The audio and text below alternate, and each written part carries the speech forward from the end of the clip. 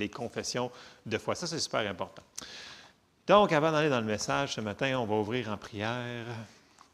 Seigneur, on te remercie, Seigneur, merci pour ce que tu fais parmi nous ce matin. Seigneur, on te demande d'ouvrir nos cœurs, qu'on soit réceptif à ta parole et qu'on puisse la mettre en pratique, Seigneur. Aide-nous, dirige-nous, qu'on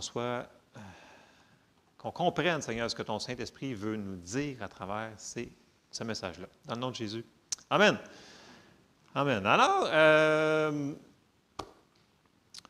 la semaine passée, on avait parlé sur l'obéissance, puis de ne pas s'inquiéter.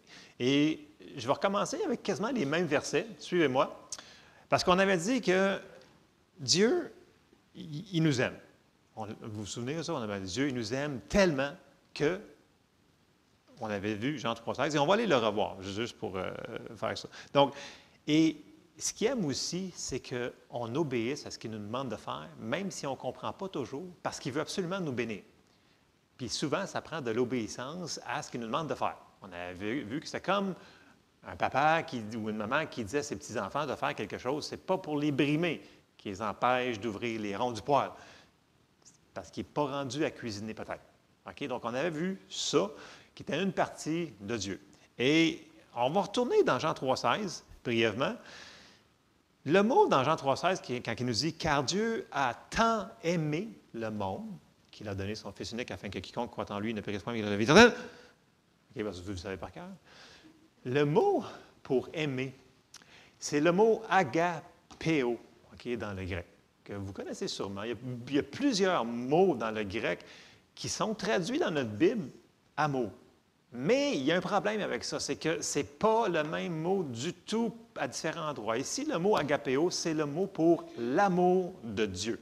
Donc, l'amour qui ne fluctue pas selon les circonstances, qui ne fluctue pas si on le mérite ou non, cet amour-là, vous me suivez? C'est un amour inconditionnel. Et ça, c'est important qu'on comprenne ça ce matin, parce qu'il dit le mot, il a tellement aimé le monde, tant aimé le monde, c'est avec son amour. Parce que, tu sais, dans le monde, présentement, là, il y a plein de monde qui vont être sauvés, qui sont des super méga pécheurs, super méga méchants. Mais ils vont être sauvés pareil s'ils acceptent la parole, right? Donc, c'est pas être un petit peu, c'est pas comme l'amour humain, qui est le mot philéo, qu'on va voir plus loin, qui est un amour que, ben, si tu fais ça pour moi, je t'aime. Puis si tu ne fais pas ça, ben là, je t'aime plus. Parce que tu n'as pas fait ça. Puis mon dessert n'était pas assez gros. Puis peu importe. C'est de l'amour charnel. Ce n'est pas ça qu'on parle ici. Dieu nous aime inconditionnellement. Okay? Il aime les pécheurs. Il n'aime pas le péché, mais il aime les pécheurs. Amen? Donc ça, on va parler sur l'amour. On s'en va dans le deuxième passage qu'on avait vu aussi la semaine passée. C'est 1 Jean 4,16. 1 Jean 4,16 nous dit « Et nous avons connu l'amour de Dieu, que Dieu a pour nous, et nous y avons cru, Dieu est amour, et celui qui demeure dans l'amour demeure en Dieu, et Dieu demeure en lui. » Ici, les mots amour, ce n'est pas les mots philéo, c'est encore agapéo, c'est encore l'amour de Dieu. OK? Et la bonne nouvelle, c'est que toute personne qui accepte Jésus dans sa vie, qui devient une nouvelle créature, on entend souvent ça, je suis une nouvelle créature en Christ. Oui, c'est fait. Mais quand on est devenu une nouvelle créature, on n'a pas été, on est vraiment une nouvelle créature. En même temps, cet amour-là, elle est rentrée en nous. Elle est là. On dit, hein, pour de vrai? Oui, bien, il y en a que ça paraît plus que d'autres. Il y en a que ça paraît moins. Pourquoi? Parce que nous devons décider de la laisser sortir. C'est ça qui est la patente. Parce que la Bible, elle est claire, l'amour de Dieu, elle a été répandu dans nos cœurs. OK? Êtes-vous là ce matin? Est-ce que Dieu vit en nous? Oui, le Saint-Esprit vit en nous, donc Dieu vit en nous. Si Dieu vit en nous, l'amour de Dieu vit en nous.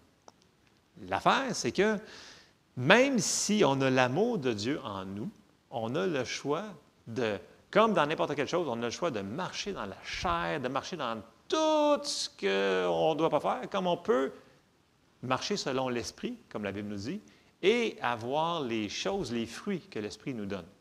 Et ce matin, il va falloir qu'on comprenne que l'amour de Dieu, ce n'est pas une option de la laisser sortir de nous autres, parce que ça va nous amener des bénédictions. On continue. Dieu, il ne change pas. Son amour pour nous autres ne change pas.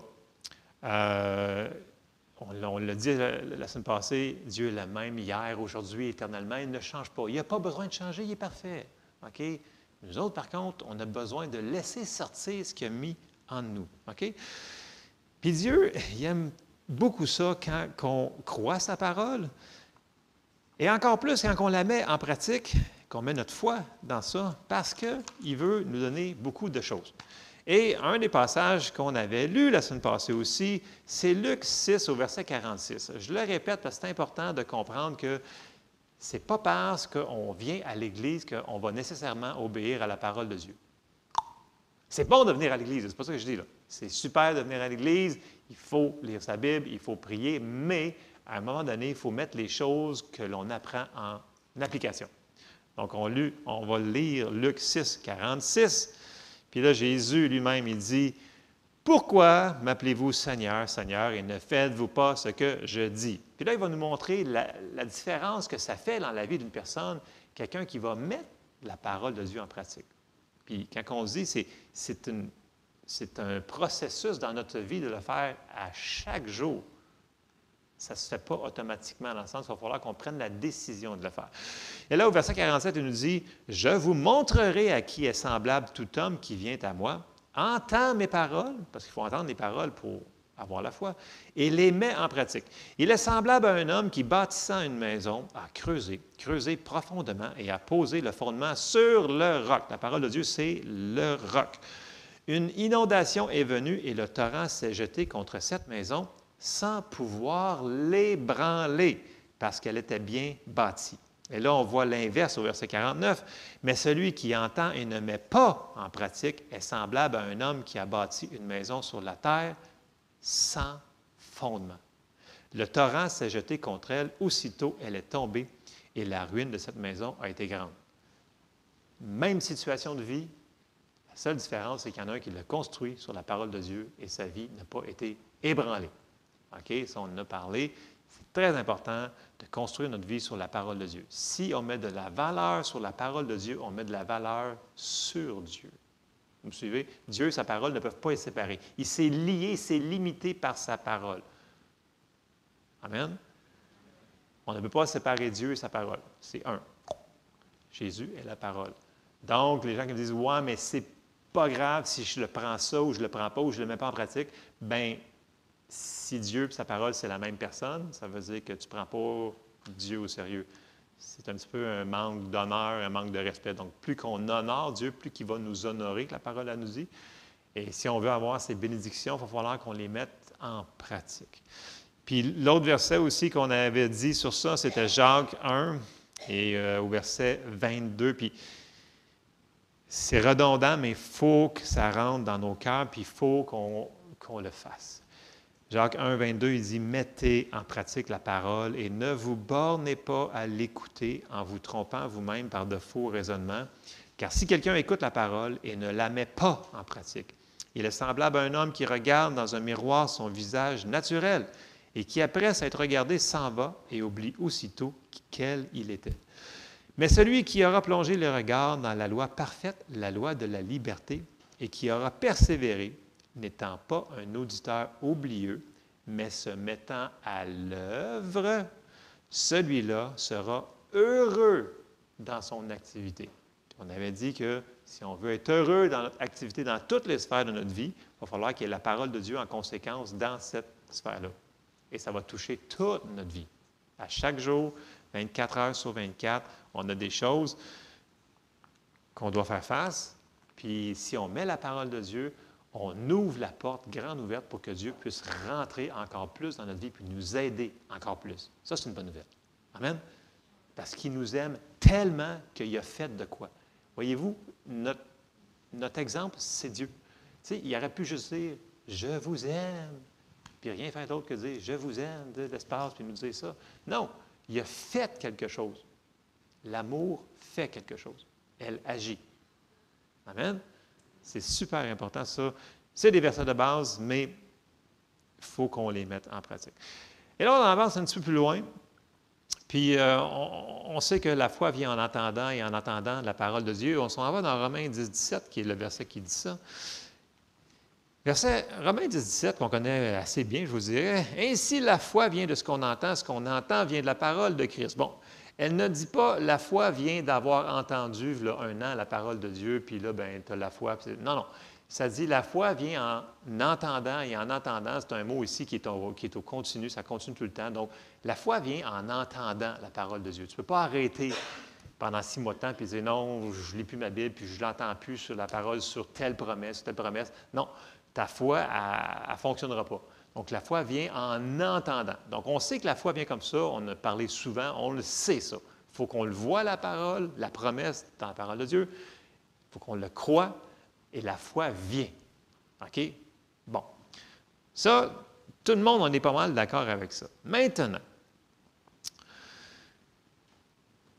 on sait comment avoir la foi. En entendant et en attendant. Mais là, on va rajouter d'autres choses. On s'en va dans Hébreux 11 et au verset 6. Hébreux 11, 6 nous dit « Or, sans la foi, il est impossible de lui être agréable, car il faut que celui qui s'approche de Dieu croit qu'il existe et qu'il est le rémunérateur de ceux qui le cherchent. » C'est un verset qu'on a souvent entendu. OK? Sans la foi, il est impossible de lui être agréable. Pourquoi? Parce que la foi, c'est la monnaie d'échange pour recevoir de Dieu tout ce qu'il nous a promis. Et il veut qu'on reçoive. Donc, c'est pour ça que c'est agréable qu'on marche dans la foi, parce qu'il peut nous donner. Puis le terme ici qui est rémunérateur, tu sais, quand on travaille à un travail, on est rémunéré. Il y en a qui ont des payes ici quand vous travaillez. Quand on travaille, on est rémunéré. Et quand on est rémunéré, donc c'est payant. Donc, ça veut dire que Dieu, la foi, c'est la monnaie d'échange pour recevoir. On le reçoit pas parce qu'on l'a mérité, là. OK? La foi, c'est ce qui fait la transaction pour recevoir les promesses de Dieu. C'est par la grâce, par la foi. Mais il faut qu'on rajoute une autre chose. On va continuer dans Hébreux 11, vous allez voir ce que je veux dire. Hébreux 11, le grand chapitre des héros de la foi, du verset 1 jusqu'à la fin, là, ça nous parle des gens qui ont fait quelque chose par la foi. Sans toutes les lire, on n'aura pas le temps ce matin. Juste une partie là, que je vous dis, là, vous allez voir que sur chaque personne qu'il va nommer, il va dire, par la foi, cette personne-là a reçu ça. Par la foi, cette personne a fait ça. Par la foi, par la foi, par la foi, par la foi. Puis vous allez voir, c'est tous des gens qu'on connaît, les héros qu'on voit dans notre Bible. Puis si on arrive au verset 33, juste une partie, ils disent, qui, par la foi, vainquirent des royaumes, exercèrent la justice, obtinrent des promesses, fermèrent la gueule des lions, éteignirent la puissance du feu, échappèrent aux tranchants de l'épée, guérirent de leurs maladies, furent vaillants à la guerre, mirent en fuite des armées étrangères. Et là, il continue. Puis ça, tout ça, c'est par la foi. Donc, on sait qu'on peut faire toutes ces choses-là par la foi. Donc, on sait qu'elle vient. On sait que quand notre foi, elle est mise en application, elle va recevoir et faire des choses exceptionnelles parce que c'est Dieu qui va les faire au travers de nous. Mais là, on va rajouter quelque chose. Parce que la foi, elle peut être... On va lire le passage, puis on va... Galates 5, 6 nous dit ceci. « Car en Jésus-Christ, ni la circoncision, ni l'incirconcision n'a de valeur, mais la foi qui est agissante par l'amour. » OK? Ici, le mot « agissante », c'est le mot « énergéo », le même mot qu'on tire, le mot « énergie ». OK? C'est le même mot ici. Le mot pour charité ou amour, peu importe ce que vous avez, c'est le mot « agapéo ». Ce n'est pas le mot « philéo » ni tous les autres mots pour amour. C'est vraiment l'amour de Dieu qui est répandu dans nos cœurs. Donc, on sait que la foi, elle vient en entendant, mais elle fonctionne par l'amour. OK? Donc, on va le mettre d'une manière plus terre à terre, là. Supposons que la foi, ça serait un véhicule. OK? Un auto. Bien, l'amour serait le moteur du véhicule. Donc, s'il n'y a pas d'amour, est-ce que la voiture va avancer? Non. Et là, je me dis, bien, voyons donc, ma foi fonctionne toujours. Oui, sauf si elle est arrêtée par des choses, dont une des choses qui nous dit, la foi fonctionne par l'amour. Puis pas n'importe quel amour, l'amour de Dieu. Puis ça a l'air une mauvaise nouvelle le matin, mais c'est une bonne nouvelle. Je vous dis, c'est vraiment une bonne nouvelle, où est-ce qu'on s'en va. Là. Fait il faut comprendre que des fois, si on voit qu'il y a quelque chose qui semble faire obstacle dans notre foi, il faudrait vérifier. Il y a plusieurs choses à vérifier. Là. Il y a plusieurs choses. Mais une des choses qu'on va mettre l'emphase ce matin, c'est l'amour. Notre marche d'amour continuelle, à chaque jour. Là. Le lundi matin, le mardi matin, peu importe ce que vous avez à faire face, mais on ne peut pas laisser l'amour qui est en nous ne pas sortir. On va se retrouver dans le trouble. Et ça semble être une mauvaise nouvelle, le premier abus, mais c'est une bonne nouvelle. OK. Et l'affaire que je vous dis depuis tantôt, c'est que c'est nous autres mêmes. Il n'y a personne d'autre que nous autres qui peut nous empêcher de laisser l'amour de Dieu sortir d'entre nous, parce qu'il est là. Même s'il y a des gens qui vont vous dire qu'on ne peut pas, même s'il y a des gens qui font des choses pas gentilles, puis que vous dites non, il ne mérite pas que je l'aime. C'est pas grave, tu n'as pas mérité l'amour de Dieu non plus, mais tu l'as dedans de toi. Tu dois marcher dans l'amour quand même. Et on va aller voir 2 passages et on va remettre ça vers où est-ce qu'on s'en va. 2 Corinthiens 5, 17. Paul dit, « Si quelqu'un est en Christ, il est une nouvelle créature. Les choses anciennes sont passées. Voici, toutes choses sont devenues nouvelles. » OK? On est une nouvelle créature. Ça, c'est, la plupart des gens, on comprend très bien ça. Là, on va rajouter Romains 5, 5 sur ça. « Or, l'espérance ne trompe point, parce que l'amour de Dieu, ici encore là, c'est encore le même mot, agapéo, l'amour de Dieu qui a été répandu. Ce n'est pas un amour humain qui dit que, aujourd'hui, non, je ne t'aime plus parce que tu as fait telle affaire. Puis non, je ne t'aime pas parce que tu as brûlé mes toasts ce matin, ou peu importe. Non, je ne t'aime pas parce que vous avez été... Non, ça ne fluctue pas, c'est l'amour de Dieu. C'est toujours constant. Tout le temps, tout le temps, tout le temps là. Et si on le laisse sortir, on va être constant, comme Dieu est constant, au lieu de, comme Donald dit, Pentecôte, Pentecôte, Pentecôte, là. Il dit ça, Pentecôte. Mais on n'est pas obligé d'être Pentecôte. On peut être constant. En tout cas, c'est très important. Bon. Alors, l'espérance ne trompe point parce que l'amour de Dieu est répandu dans nos cœurs par le Saint-Esprit qui nous a été donné. Donc, ça nous a été donné. On ne l'a pas mérité, cet amour-là. On ne l'a pas mérité, rien de ça. Ce n'est pas par nos propres œuvres parce qu'on était super bons. C'est juste qu'il nous l'a donné. Donc, c'est en dedans de nous. Et ça, c'est une bonne nouvelle. Il faut qu'on le prenne et qu'on l'accepte que c'est nous, ça. OK? Fait que quand on parlait de confession tantôt, là, ça, c'est moi.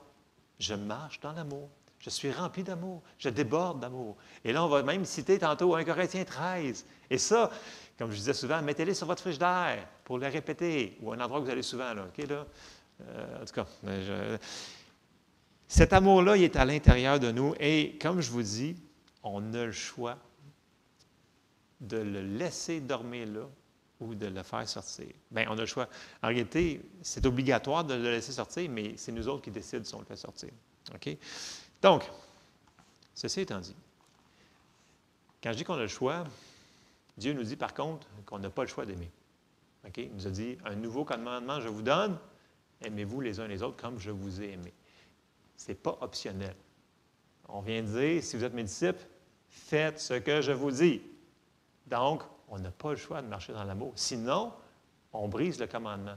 Et le commandement est l'accomplissement de toutes les lois, toutes les promesses dépendent de ça. L'amour dépend de ça. Et là, on va aller regarder quelque chose, 1 Corinthiens 13, qui est la définition de l'amour de Dieu. Donc, quand on lit 1 Corinthiens 13, ce n'est pas l'amour philéo et les autres amours qu'il y a, c'est vraiment l'amour agapéo. Ça nous décrit c'est quoi l'amour de Dieu qui est en nous et qu'on est capable de laisser sortir. Et plus qu'on le fait, plus que c'est facile de le faire sortir. Même quand les gens, ils sont super tannants et pas gentils avec nous autres. Ça, c'est faisable. OK, 1 Corinthiens 13. Et ça, là, je vous dis, là, déclarez-le sur vous autres. Dites, ça, là, c'est moi. Même si vous paraissez aujourd'hui avoir fait les pires affaires atroces. Non, dites, ça, c'est moi. Le miroir de la parole me dit, c'est qui je suis, c'est qui nous sommes. OK, on commence 1 Corinthiens 13 au verset 4. L'amour est patient. Là, il faut qu'on dise, Je suis patient. Pour de vrai, là, je vous le dis, là, faites ça. Plus qu'on va déclarer ces choses-là, plus qu'on va le voir dans notre vie. OK? Il faut déclarer ça. Elle est pleine de bonté, et nous autres. Elle n'est point envieuse. Elle ne se vante point. Elle ne s'enfle point d'orgueil. Oui, mais si je l'ai faite, c'est pas grave. Tu demandes pardon du Seigneur. Je ne me vante point, je ne m'enfle pas. Tu sais, il faut... L'épée de l'Esprit, c'est quoi? La parole de Dieu.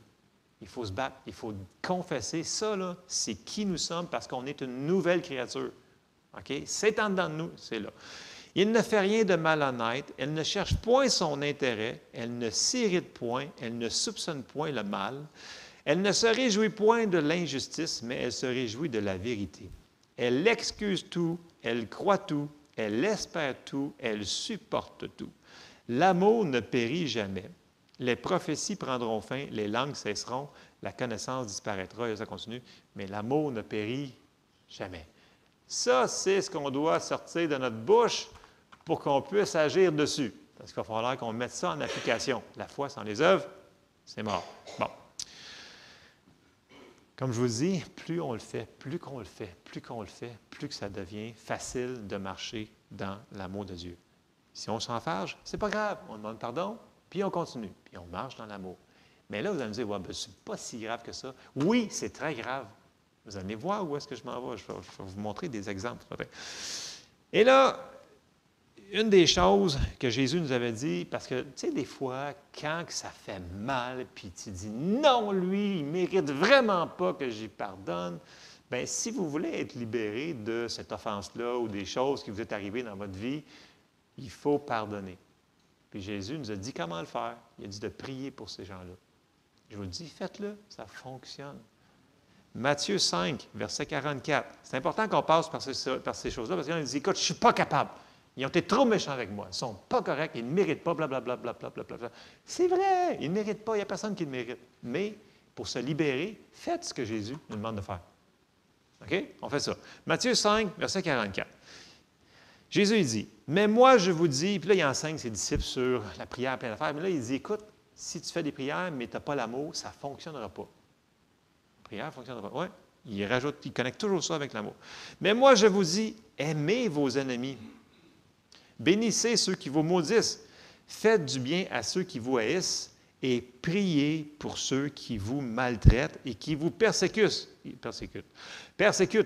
Afin que vous soyez fils de votre Père qui est dans les cieux, car il fait lever son soleil sur les méchants et sur les bons, et il fait pleuvoir sur les justes et sur les injustes. » Dans le contexte qu'on vient de le lire, là, il parle sur la prière. Puis il dit, si tu veux que tes prières soient répondues, il faut que tu fasses ça. Il ne faut pas qu'il y ait d'entrave entre toi et Dieu. Tu dois pardonner à ceux qui t'ont fait des choses qui ne sont pas super plaisantes. Ce n'est pas optionnel, obligatoire. Je vous le dis, si vous le faites, ça va vous libérer complètement. Priez pour la personne et vous allez voir, le pardon va venir beaucoup plus rapidement. Puis s'il faut que vous priez 10 fois dans la journée pour cette personne-là, vous le refaites 10 fois, jusqu'à temps que, là, je l'ai vraiment pardonné. Je vous le dis, c'est un truc, si Jésus l'a dit, c'est parce que ça fonctionne. Moi, je l'ai fait souvent. J'ai prié pour des personnes 20 fois par jour. À chaque fois que la pensée me revenait sur cette personne-là, je priais pour la personne parce que je ne voulais pas rester captif, prisonnier d'une offense ou d'une chose comme ça. Je n'ai pas la latitude pour ma vie, pour ma santé, de marcher dans le non-pardon. Vous allez voir, on s'en va sur quelque chose. OK. Puis en passant, c'est une décision de pardonner, puis c'est une décision de prier pour la personne. OK? On me dit, ouais, mais est-ce qu'on... Oui, on a le choix de faire plein d'affaires dans la vie, des choses bien intelligentes et des choses vraiment pas intelligentes. Ça, c'est la chose à faire si on veut vivre dans la vie. OK? Je m'abstiens. Il faut que je m'abstienne des fois de dire certaines choses. OK. Bon. C'est tellement important qu'à chaque fois, vous remarquez bien, là, si vous regardez, vous lisez dans les Évangiles, quand Jésus lui-même enseignait sur la prière de la foi, tout de suite, il ramenait tout de suite l'amour, le pardon, dans la même séquence dans le même passage. Et un de ces endroits-là, c'est quand il les enseigne après que le figuier il a été séché. Vous vous souvenez de ce temps? Il a maudit le figuier. Puis là, ses disciples ont fait « Ah, Seigneur, comment tu as fait ça? » Puis là, il commence à leur enseigner sur la prière de la foi. Et là, on arrive dans Marc 11 et au verset 22. Puis là, il va commencer ça. Mais si vous lisez ça dans une Bible qui a été traduite, une Bible d'études, vous allez voir qu'il n'y a pas de séparation dans les versets. C'est de 22 à 26 inclusivement. C'est un moton. Poup, c'est un paragraphe. Il n'y a pas de 1, 2, 3. C'est séparé dans notre Bible pour qu'on puisse comprendre où est-ce qu'on est, sont où les références. Mais dans ce cas-là, il n'y a pas de virgule, il n'y a pas de parenthèse. Donc, ça part à verset 22, puis là, il prend la parole, verset 22, Marc 11, 22. Il enseigne sur la prière de la foi. Regardez bien. Jésus prit la parole et leur dit, « Ayez foi en Dieu » ou « Ayez la foi de Dieu », dépendamment de votre traduction. « Je vous le dis en vérité, si quelqu'un dit à cette montagne, « Ôte-toi de là et jette-toi dans la mer », et s'il ne doute point en son cœur, mais croit que ce qu'il dit arrive, il le verra s'accomplir. C'est pourquoi je vous dis, tout ce que vous demanderez en priant, croyez que vous l'avez reçu, ou le mot « prendre » ici, dépendamment de vos Bibles, croyez que vous l'avez pris et vous le verrez s'accomplir. Et, puis là, ici, il n'y a pas de parenthèse. Là, et lorsque vous êtes debout, faisant votre prière, si vous avez quelque chose contre quelqu'un, pardonnez, afin que votre Père qui est dans les cieux vous pardonne aussi vos offenses. Mais si vous ne pardonnez pas votre Père qui est dans les cieux, ne vous pardonnera pas non plus vos offenses. C'est dans le même paragraphe, là. Il n'y a pas de séparation. Donc, même la prière de la foi va être interférée s'il n'y a pas d'amour dedans. Sinon, pourquoi qu'il l'arrête tout de suite collé encore une fois dessus? Ce n'est pas un hasard, là. C'est vraiment, comme je dis souvent, puis on le répète dans les mercredis soirs, si des fois on ferait juste arrêter de prendre un verset, juste le verset, puis on lisait les versets avant et après, on aurait une meilleure image de ce que le passage veut nous dire. Puis ici, c'est vraiment la foi fonctionne par l'amour. Et tout le monde veut que sa foi soit grande et énorme et qu'elle fonctionne. Mais est-ce qu'on veut marcher dans l'amour? Il va falloir. Sinon, notre foi va être handicapée, largement handicapée. OK? 1 Jean 5, 4. Puis là, ça va renchérir ça. Pour ça, j'ai un petit exemple à vous donner. 1 Jean 5, 4 nous dit « Parce que tout ce qui est né de Dieu triomphe du monde, et la victoire qui triomphe du monde, c'est notre foi. » Donc, si on veut vivre dans la victoire dans cette vie-là, il va falloir qu'on marche par la foi. Amen? Mais si on veut que notre foi fonctionne, il va falloir qu'on marche dans l'amour. Sinon, la foi ne fonctionnera pas. Et on n'aura pas la victoire. Et là, des fois, on se demande, coudonc, ça fait comme 6 mois que je crois pour telle affaire, puis ça ne s'est pas encore manifesté. Peut-être, puis là, je ne vous dis pas que c'est toujours le cas, là, mais un des endroits à aller vérifier, est-ce que notre marche d'amour, elle est correcte? Puis là, je ne vous demande pas d'aller creuser puis chercher des bébites, là. Dès que vous demandez à Dieu, on le sait si on a fait quelque chose. Ah, ouais, cette personne-là, c'est vrai, celle-là qui m'énerve, là, ouais. OK, c'est vrai, je n'y ai pas pardonné. Je m'excuse, Seigneur, je demande pardon, je la pardonne et c'est fini, on passe à d'autres choses. OK? On ne reste pas dans notre boîte, mais on pardonne. Dès qu'on le réalise, on pardonne. C'est facile de l'échapper. Amen? Puis Dieu, il ne nous condamnera pas, là.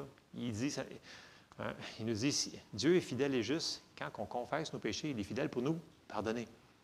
On avance et on continue parce qu'il veut qu'on avance. Il veut que notre foi fonctionne. Il veut qu'on ait la monnaie d'échange pour qu'il puisse nous bénir encore plus. Donc, il faut qu'on marche dans l'amour. Bon.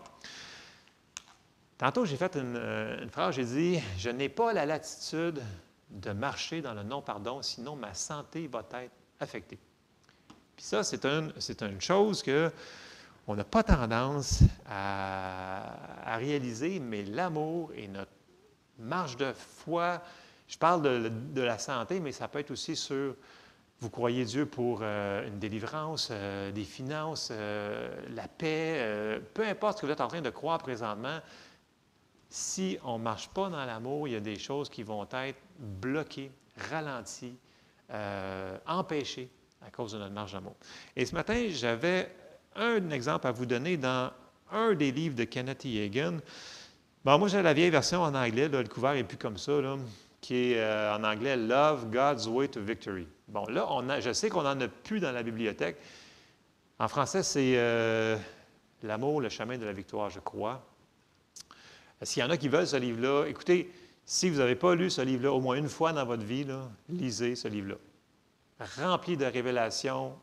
Écoutez, c'est quand même un homme qui a fait 65 à quasiment 70 ans de ministère, qui a eu beaucoup de résultats. Et les exemples qu'il donne là-dedans, c'est assez percutant. Et je vais vous en montrer une ce matin. Une parmi tant d'autres qui parle sur ce qu'on parle ce matin, là. Et je l'ai condensé parce que lui, dans le livre, parce qu'il va enseigner pendant plusieurs pages en donnant le témoignage de cette chose. Donc, écoutez-moi bien. Kenneth Hagin, il a prêché partout à travers la planète, mais à un moment donné, il a été à un endroit dans l'ouest des États-Unis. Puis, regardez bien le témoignage. Je l'ai condensé dans mes mots, parce que c'est le plus facile à comprendre, là. Puis, je ne trouvais pas la version en française. Là. Je l'ai en français, je l'ai prêté à quelqu'un, je ne sais pas c'était qui. Okay? En passant, je mets mon nom en haut, normalement en gros, en noir. Donc, si vous trouvez ça dans votre bibliothèque, donnez-moi là, s'il vous plaît. Je vais pouvoir le prêter à quelqu'un d'autre qui va le lire à quelqu'un d'autre. Bon, ça fonctionne comme ça. Bon, voici ce qu'il dit. Il dit, dans un meeting, parce que lui, normalement, dans ces années-là, il enseignait dans une église souvent 1 semaine, 2 semaines, 3 semaines de temps. Pour que vraiment les gens ils comprennent la foi, puis il fonctionnait beaucoup dans la guérison. OK? Si vous connaissez un petit peu le ministère de Kenneth Hagin.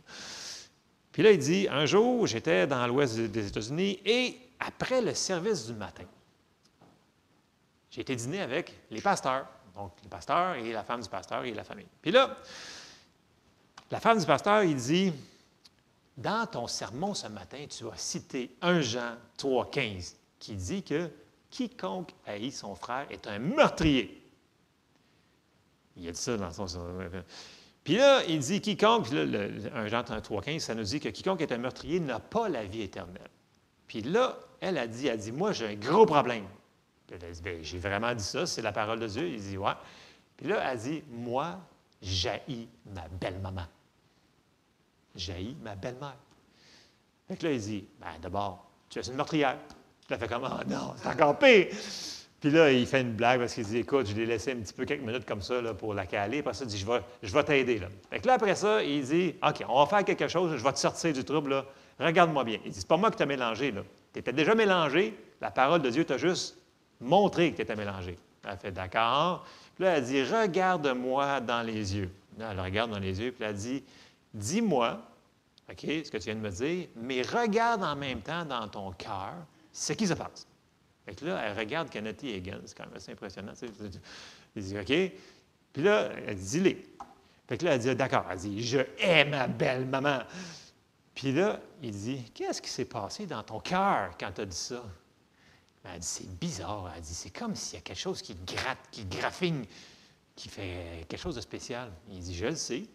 Il dit, dans ses mots lui-même, là, parce que je vais le dire, il dit, c'est l'amour de Dieu qui est répandu dans ton cœur, qui essaye d'avoir ton attention. L'amour de Dieu est dans elle. Écoute, c'est la femme du pasteur, là. Elle sait ces affaires-là. Là. C'est juste qu'il y a des circonstances, des petites circonstances qu'on peut laisser embarquer, puis dire, ah ouais, bien c'est vrai, elle a fait ci, fait ça. C'est facile de tomber dans l'amour charnel à cause des situations qu'on vit. Amen? C'est facile. Fait que là, il dit tout de suite, il dit, OK, la solution, il faut que tu mettes la parole en pratique. Donc, à partir de maintenant, tu vas agir exactement comme tu es vraiment. Tu as l'amour de Dieu en tant que tel, puis tu vas dire et agir car tu aimes ta belle-maman. Fait qu'elle fait, d'accord. Elle n'a pas obstiné, elle n'a pas dit, ouais, mais à cause que telle affaire, puis sa soupe, elle goûte meilleure que la mienne. Non, elle n'a pas commencé dans les discussions, elle a fait ce que l'homme de Dieu il a dit de faire. Je fasse attention parce que ma belle-maman est là aussi. non, mais c'est dans le livre, là, OK? Là, je lis le livre, je vais juste traduire. Faire attention, c'est dangereux, cette affaire-là. Bon, si vous avez des belles-mamans proches aussi, faites attention, c'est dangereux. Bon, car tu l'aimes vraiment. Donc, elle l'a mis en pratique. Elle a invité le lendemain sa belle-maman à dîner. Puis finalement, elle a décidé d'agir comme si elle aimait sa belle-maman. Et elle a réalisé que sa belle-mère était une personne exceptionnelle. Puis elle dit, bien voyons donc, elle est vraiment cool. Elle est fun. Et puis là, elle dit, bien j'aime vraiment ma belle-mère. Puis là, il se rencontre le soir, puis là, il compte ce qui s'est passé dans la journée. Puis là, elle dit, bien, j'aime vraiment ma belle-mère pour de vrai. Merveilleux. Fait que là, ça reste comme ça. 2 jours plus tard. Mais c'est facile de tomber dans l'offense pour des petites niaiseries dans le monde naturel. C'est facile, là. Des petites affaires, puis là, tu dis, ah ouais, mais... Puis là, tu tombes dans l'amour naturel qui, si tu n'as pas exactement comme toi, tu pensais, ben là, ben, il ne mérite plus que je l'aime. Il ne faut pas tomber dans cette affaire-là. Amen? OK. Revenez dans mon histoire. Ben, dans le récit, c'est vraiment ce qui est arrivé. 2 jours plus tard, il dit, avant que je... Ça, c'est Kenneth Hagin qui parle. Il dit, 2 jours plus tard, avant de me rendre à l'église pour la réunion du soir. Écoutez bien ça, c'est assez percutant comme témoignage. Puis il y en a plein là-dedans. Il y en a des dizaines et des dizaines et des dizaines de témoignages similaires à ça. 2 jours plus tard, avant de me rendre à l'église pour la réunion du soir, cette femme de pasteur m'appelle pour me demander de venir prier pour sa petite fille. Sa petite fille était diagnostiquée avec le pire symptôme d'épilepsie que les médecins ceux-là qui pratiquaient sur sa fille, n'avaient jamais vu dans plus de 30 ans de pratique médicale. OK? Non seulement l'enfant semblait être mentalement retardé, mais sa coordination n'était pas correcte. Puis, avant qu'elle fasse une crise d'épilepsie, il y avait comme des symptômes qui apparaissaient. Elle venait comme lunatique un petit peu. Puis là, après ça, ça commençait, puis là, ça faisait la grosse crise d'épilepsie. Et c'est excessivement dangereux. Écoute, avez-vous quelqu'un qui fait une crise d'épilepsie, c'est pas le fun à voir. Là. Okay? Fait que c'était très grave. Il dit alors, quand ils m'ont appelé, il dit, l'enfant commençait à avoir une crise d'épilepsie. Fait qu'il a dit, d'accord, je m'en viens. Donc, lui et sa femme, ils embarquent dans l'auto et ils s'en vont vers la madame pasteur. Puis là, dans l'auto, tout à coup, le Saint-Esprit, il a dit, quand tu vas être rendu là-bas, il dit, ne prie pas pour l'enfant, ne lui impose pas les mains. OK? Quand tu seras rendu là-bas, dis à la mère que j'ai dit sous l'Ancien Testament à Israël, si tu marches dans mes lois et mes commandements et fais ce qui est droit à ma vue, je vais enlever la maladie du milieu de vous et le nombre de vos jours, je vais remplir. Et là, il venait du citer, le Saint-Esprit, il a dit à Kenneth Hagin, Exode 23, 25 à 26, je vais vous le lire rapidement, ça nous dit, « Vous servirez l'Éternel votre Dieu, et il bénira votre pain et vos eaux, et j'éloignerai la maladie du milieu de toi. Il n'y aura dans ton pays ni femme qui avorte, ni femme stérile. Je remplirai le nombre de tes jours. » Ça, c'est un passage qu'on connaît quand même assez bien dans l'Ancien Testament. C'est ce que Dieu avait dit quand il allait obéir à la loi. Puis là, tout de suite, le Saint-Esprit, il cite le passage du Nouveau Testament qui est le suivant, Jean 13, au verset 34, il dit, « Je vous donne un commandement nouveau. Aimez-vous les uns les autres. Comme je vous ai aimé, vous aussi, aimez-vous les uns les autres. À ceci, tous connaîtront que vous êtes mes disciples si vous avez de l'amour les uns pour les autres. » Et on sait que l'amour, c'est l'accomplissement de la loi. Donc, si tu aimes, tu as tout accompli les prérequis pour la loi. Donc, toutes les bénédictions qui sont dans l'Ancien Testament, on les a plus, ce qu'il y a tout dans le Nouveau. OK? Sinon, le Seigneur, il n'aurait pas cité un verset de l'Ancien Testament qui dit « J'éloignerai de toi la maladie. » Vous suivez? Là, le Saint-Esprit vient de dire ça à Kenneth Hagin. Puis il dit, quand tu vas arriver là-bas, tu vas lui dire ces passages-là. Puis là, il arrive dans la maison de la madame. Et là, la petite fille est en grosse crise d'épilepsie, la panique totale. Là, il le regarde, il dit, « Regarde-moi. » Il dit, « Voici les passages que Dieu m'a dit quand je m'en allais dans l'auto. » Puis il a dit de te dire, dis, « Satan, je marche dans l'amour maintenant, enlève tes mains de sur mon enfant. » Puis là, il dit, tout de suite, quand j'y ai dit, elle n'a même pas obstiné.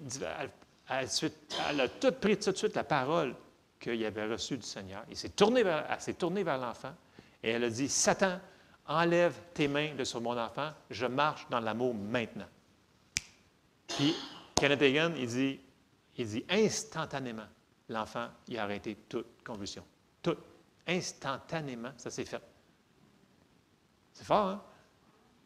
Tu sais, elle avait marché dans le non-pardon pendant combien d'années? C'est pas marqué, mais pendant longtemps. Mais là, le Seigneur, il a dit non. Il dit, ça ne t'appartient pas. Tu marches dans l'amour. Donc, toutes ces promesses-là t'appartiennent. C'est fort, hein? Parce que l'amour, l'autorité, la foi va être reliée avec. Puis là, donc, puis elle a été guérie à partir de ce moment-là, la petite fille. Tous les retards, tout ce qui semblait être défectueux dans la petite fille, tout a été guéri instantanément par la maman qui a pris autorité. Elle a dit, Satan, arrête, dans le nom de Jésus. Et là, Kenneth Hagin, c'est un homme qui aime ça vérifier souvent les choses. Et il revient dans ce coin-là environ quelques années plus tard. Je crois que c'est environ 2 ans plus tard. Puis là, il dit que quand il a été visiter les pasteurs, il a demandé, est-ce que la petite fille est encore guérie? Elle a dit oui, elle est parfaite santé, c'est impeccable, c'est numéro 1. Il a dit, mais elle a dit par contre, il y a une fois que la même chose est essayée de revenir. Elle a fait le même symptôme, elle a comme venu les yeux vitreux quand elle s'est commencée. Puis là, quand elle a commencé à faire la crise d'épilepsie, la femme du pasteur, elle a tout de suite, elle n'a pas attendu, là, puis elle a dit, Seigneur, qu'est-ce qu'on fait? Elle a tout de suite pris l'autorité, elle a redit la même chose, elle a dit, non, non, non, essaye pas Satan, je marche dans l'amour, va-t'en au nom de Jésus. Et ça l'a cessé comme ça. Puis là, c'est plus jamais revenu. Le Canadien a dit, ah ouais, OK, parfait. Il voulait juste voir si elle avait fait ce qu'il lui avait dit de faire, qu'il avait reçu par le Saint-Esprit. Vous me suivez? Je trouve que ce que je vous disais tantôt, la foi fonctionne par l'amour. Bien, c'est une des choses, quand je vous dis, puis lui-même, là, Kenneth Hagin, là, qui a marché dans la guérison divine pendant tellement de décennies, il dit, tantôt on a parlé sur les confessions de foi, puis c'est bien, là, il faisait plein de confessions de foi sur lui-même à chaque jour. Il confessait qui il était en Christ, il le faisait, mais il dit, si par contre, il dit, si j'avais un symptôme, si j'avais un symptôme qui essaierait de s'attaquer sur moi, il dit, la première affaire que je checkerais, ce ne serait pas sur mes confessions de foi, ce serait, est-ce que j'ai oublié de marcher dans l'amour à quelque part? Puis c'est lui qui dit ça, là. Il dit, c'est la première affaire que je vérifierais. Je ne dis pas ce matin que vous avez un symptôme, une maladie, quelque chose, que vous n'avez pas marché dans l'amour. Ce n'est pas ça que je dis. Mais, après plus de 65 ans de ministère, il dit, la première chose que je regarderais, s'il y a quelque chose qui ne part pas ou qui vient, c'est ma marche d'amour. Fort, hein? Je veux dire, avec toute l'expérience qu'il y avait, tous les milliers de gens que Dieu a guéris à travers son ministère, on pourrait peut-être prendre exemple. Tu sais, je veux dire, dans le sens que c'est. Puis tu sais, souvent, là, si on n'est pas sûr, on demande au Seigneur, Seigneur, j'ai-tu manqué à quelque part? J'ai-tu fait quelque chose? Puis des fois, ça va venir comme ça. On va dire, ah oui, c'est vrai, j'ai fait cette petite affaire-là. Et on demande pardon. Et on continue. Et on continue à marcher dans l'amour. Mais comme je vous dis, marcher dans l'amour, tu sais, comme elle, pour sa belle-maman, là, c'était toutes des petites niaiseries qu'elle avait laissées embarquer dedans, puis elle était tombée dans l'offense. Puis finalement, il a dit, non, non, non, non, arrête ça, là. Laisse pas l'amour naturel que tu vas faire ça. Tu n'as pas la latitude. Il faut que tu marches, tu laisses sortir. Tu sais, quand il a dit, j'ai quelque chose en dedans de moi qui gratte, puis qui a répondu, c'est l'amour de Dieu qui est là, le Saint-Esprit qui dit, écoute, tu l'as, cet amour-là, laisse-le sortir si tu vas voir les résultats. Et elle l'a fait quand elle l'a su que c'était ça le problème. Fait que si jamais on voit des choses dans notre vie là, qui semblent ne pas vouloir partir, là, examinons au moins cette piste-là. Il y a d'autres pistes, là, OK? Il y a d'autres choses. Là. Mais ce matin, on parle sur marcher dans l'amour, puis ce n'est pas une suggestion, c'est une obligation. Dieu dit, vous marchez dans l'amour, puis quand on marche dans l'amour, on accomplit toute la loi, dont j'éloignerai la maladie du milieu de toi. Ça fait partie de ça. Amen. C'est pour ça que je vous dis que quand on parle sur mettre ces choses-là en pratique puis marcher dans l'amour, c'est une bonne nouvelle, mais parce que ça amène des résultats. Donc, je vous encourage, si vous avez quelque chose, pardonnez à quelqu'un, faites-le. Vous voulez, c'est beau de faire des confessions de foi, là, puis je vous encourage, tout le monde devrait avoir chaque jour, oui, prier en langue, c'est important. Oui, lisez votre Bible, c'est important. Écoutez des enseignements, c'est important. Mais faites vos confessions de foi aussi. Je suis, puis je marche dans l'amour, je suis patient, et toutes ces choses-là. Et ce que vous allez dire, c'est ce que vous allez voir se répercuter. Et ça va être plus facile de marcher dedans, comme ça. Amen? On se lève, s'il vous plaît.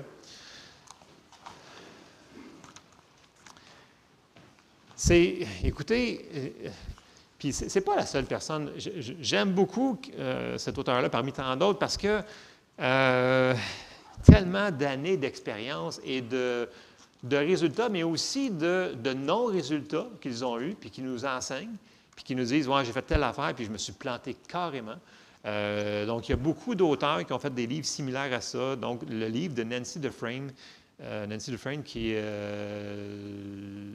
L'amour, le chemin de la victoire. Il y en a plusieurs qui ont fait des livres similaires à ça, qui vont donner des illustrations similaires à ce que lui, il a vécu. Donc, je vous encourage, si vous voulez des livres comme ça, s'il n'y en a plus en arrière, venez nous voir, on va en commander d'autres. Ceux-là de Kenneth Hagin en français, ils viennent de la France, c'est plus long les avoir, mais ce n'est pas grave, c'est une ressource qu'on devrait se servir pour nous aider dans notre marche chrétienne. Amen? Amen. Donc, on va terminer en prière. Mais Seigneur, on te remercie, Seigneur, parce que toi, ton amour avec nous, Seigneur, pour nous, ne change jamais, Seigneur. Tu nous aimes tout le temps, Seigneur. Tu es patient avec nous. Tu es rempli d'amour. Seigneur, on te demande ton aide ce matin pour nous aider, nous autres, à marcher dans ton amour que tu as mis dans notre cœur, Seigneur.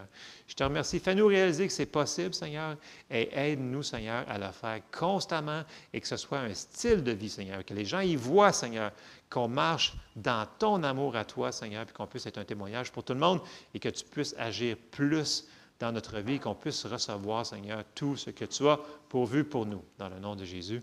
Amen. Amen. Soyez bénis.